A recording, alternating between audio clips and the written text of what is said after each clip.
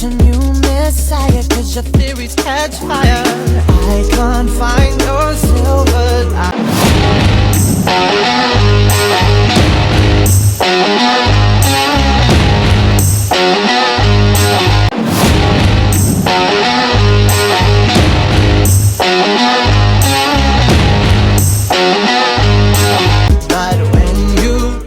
Assalamualaikum warahmatullahi wabarakatuh. Kami dari kelompok 3 ingin menjelaskan fenomena hidrosfer. Yang pertama akan dijelaskan oleh saya. Apa sih itu geografi?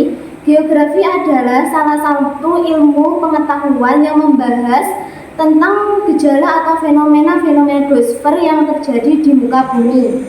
Salah satu gejala atau fenomena hujan turun yang sering terjadi di permukaan bumi itu merupakan salah satu contoh adanya peristiwa fenomena hidrosfer. Baik, saya akan menjelaskan apa itu hidrosfer.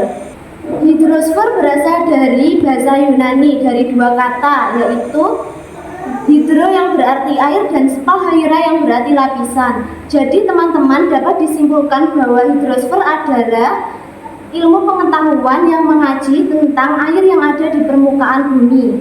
Lapisan air di permukaan bumi meliputi perairan darat dan perairan laut. Air yang ada di bumi tidak akan pernah habis karena air akan selalu mengalami sirkulasi. Perjalanan air di permukaan bumi itulah yang disebut siklus hidrologi. Siklus hidrologi adalah sirkulasi air yang ada di permukaan bumi yang terjadi secara kontinu. Siklus hidrologi itu terjadi melalui penguapan air.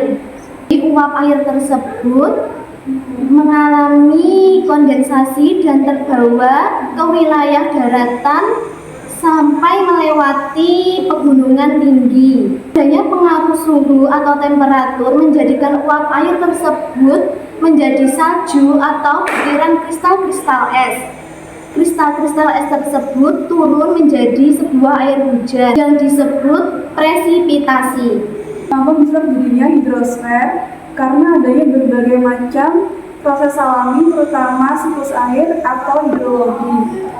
Proses ini melibatkan penguapan atau evaporasi air di permukaan bumi, kondensasi menjadi awan, presipitasi atau hujan salju, hujan es yang kembali ke permukaan bumi. Itu adalah cara kerja fenomena hidrosfer. Saat tali ditarik menyebabkan pergesekan lempeng yang mengakibatkan tsunami terjadi. Seperti ini contohnya, ketika tali ini kalian tarik, maka lempeng yang dua ini akan mengalami pergesekan dan menyebabkan terjadinya tsunami.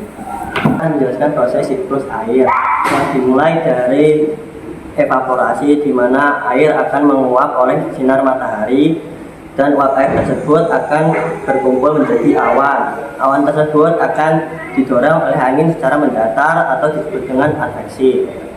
Saat awan tersebut berada di dataran, awan-awan yang sudah mulai jenuh akhirnya turun hujan. Hujan akan turun ke tanah. Beberapa air akan terserap oleh tanah atau juga disebut dengan infiltrasi. Air yang diserap akan menjadi sebuah air tanah atau groundwater dan pada akhirnya menjadi perkolasi. Sisa-sisa air yang ada di dataran akan mulai mengalir melalui danau, sungai dan akan berakhir ke laut. Dan itulah proses terjadinya siklus air. Selanjutnya saya akan menjelaskan mengenai tsunami. Tsunami adalah rangkaian gelombang laut yang sangat besar.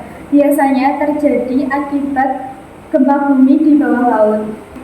Gelombang ini dapat bergerak dengan kecepatan tinggi di laut lepas. Namun saat mendekati pantai, ketinggiannya meningkat drastis dan dapat menyebabkan banjir besar dan kerusakan di daratan.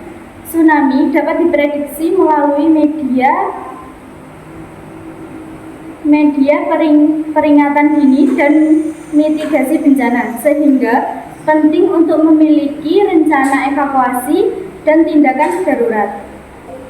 Dan terakhir saya akan menjelaskan tentang dampak tsunami. Setelah tsunami terjadi, dampaknya bisa sangat besar, baik untuk manusia maupun lingkungan. Baik untuk manusia yaitu banyaknya korban jiwa dan luka-luka, kehilangan tempat tinggal, trauma psikologis. Untuk lingkungannya sendiri yaitu kerusakan alam, pencemaran air dan tanah. Dari sini kita bisa melihat bahwa tsunami bukan hanya gelombang besar, tetapi juga bencana yang bisa merubah aspek kehidupan. Penting untuk kita untuk tetap siap siaga dan waspada untuk datangnya tsunami. Sekian presentasi dari kelompok kami. Atas kurang lebihnya kami mohon maaf. Wassalamualaikum warahmatullahi wabarakatuh.